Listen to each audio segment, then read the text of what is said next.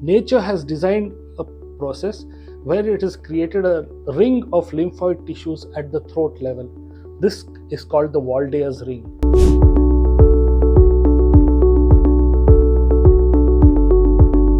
So these four lymphoid tissues are guardians of the throat in the infancy to prevent these germs which enter your mouth from the baby's hands to mouth movement, so that these germs are trapped at the throat level so that they don't go inside and infect.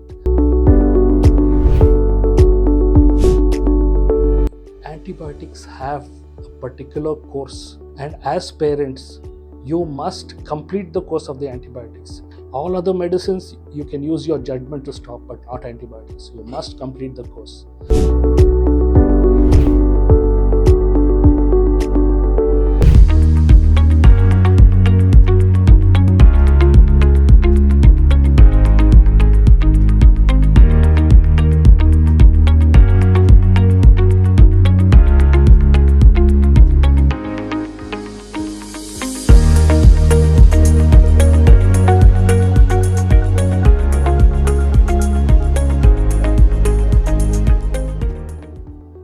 Hi friends, welcome back to Dr. Gladson Explains. In the last video, I had explained to you about a condition called obstructive sleep apnea. Today, I'll be talking to you about another topic, quite related. It's called pediatric obstructive sleep apnea. The symptoms are similar to that of adults, but the disease process is very different. Now, in children, as in infancy basically, the children get all their immunity from the mother's milk. But as the infant starts to crawl and walk around, there is a lot of hand to mouth movements. Basically, the child is crawling and then it starts putting the hand into the mouth. So the nature has designed a process where it has created a ring of lymphoid tissues at the throat level. This is called the Walde's ring. At the roof, that is at the nasopharynx level, there is adenoid tissue. At the tongue level, at the base of the tongue level, there is a tissue called lingual tonsils. And then at the throat, on both sides, you have got two large facial tonsils. So these four lymphoid tissues are the guardians of the throat in the infancy to prevent these germs which enter your mouth from the baby's hands to mouth movement, so that these germs are trapped at the throat level so that they don't go inside and infect the child. So and this is because the immune system gets triggered at this particular point. So basically, the immune system is jump started by this Walde's ring. This is active in the first 3 years of life.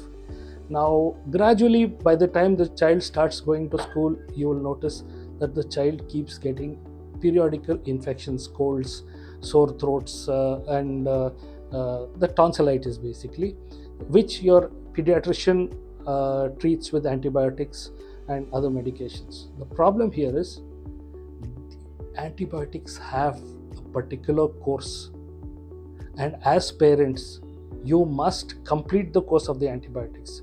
You must always ask your pediatrician, doctor, what is the antibiotic in this prescription, and if this antibiotic has to be taken, what is the duration for which the course has to be followed? Because sometimes the pediatrician, of course, poor guys are overworked in India. We have a huge population and not many pediatricians, so they may not have the time unless you specifically ask the doctor, is this an antibiotic? If so, what is the course of the antibiotic? How long do we have to take it compulsorily?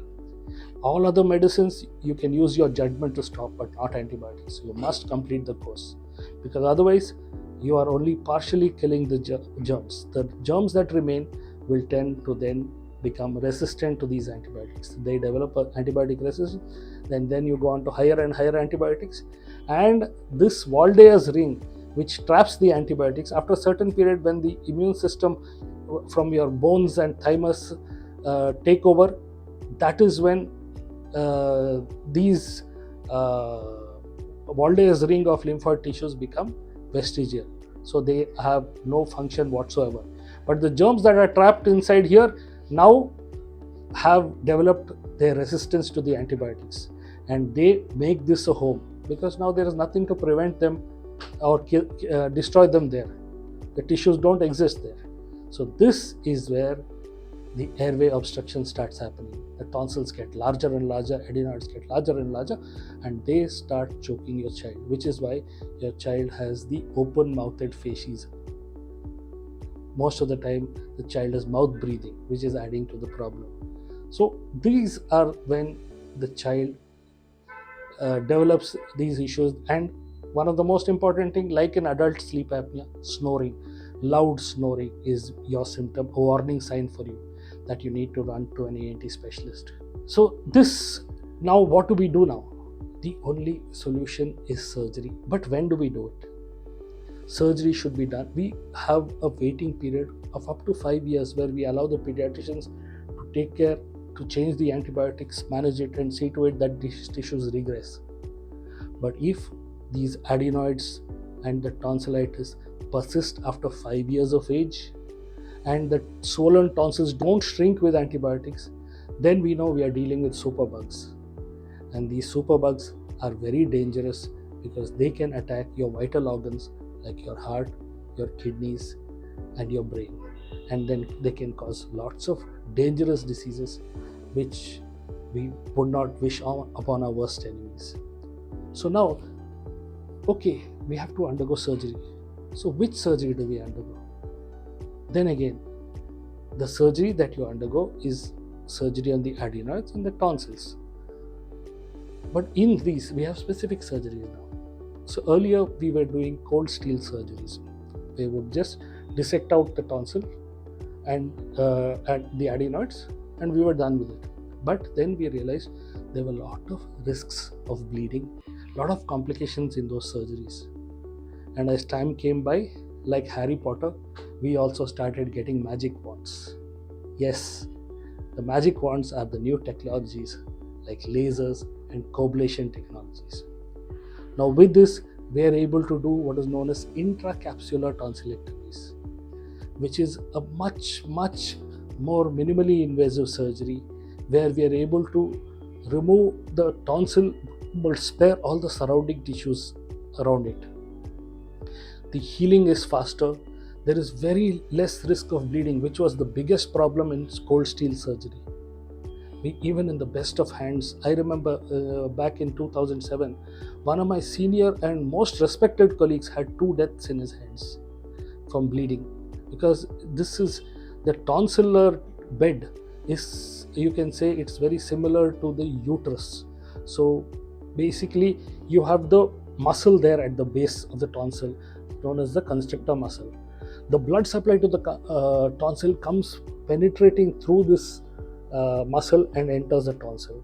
So when we remove the tonsil and we clip these vessels, sometimes the vessel can go and get pulled behind the muscle, and we don't see it. We think the bleeding is stopped, but after some time, after surgery, maybe a few hours later, you can see oozing of blood, and this oozing of blood can be catastrophic because we are not able to identify where this bleeding is coming from, and by the time we realize it, it may be too late.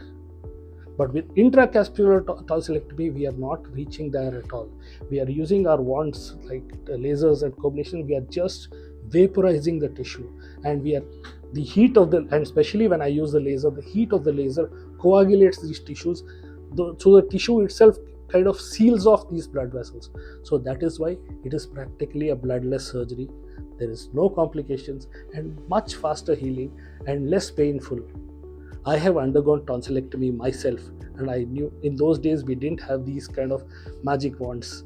So I underwent cold steel surgery, and it took me at least a month to recover from the pain of the tonsillectomy.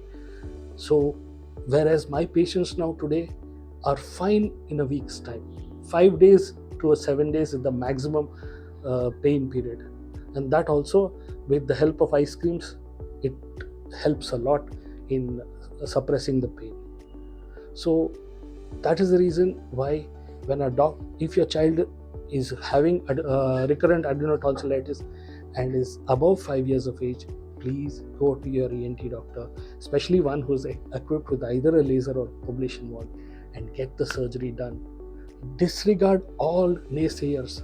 You have got, it's in our society, we have a lot of people who don't know anything about healthcare but have their opinions to give you.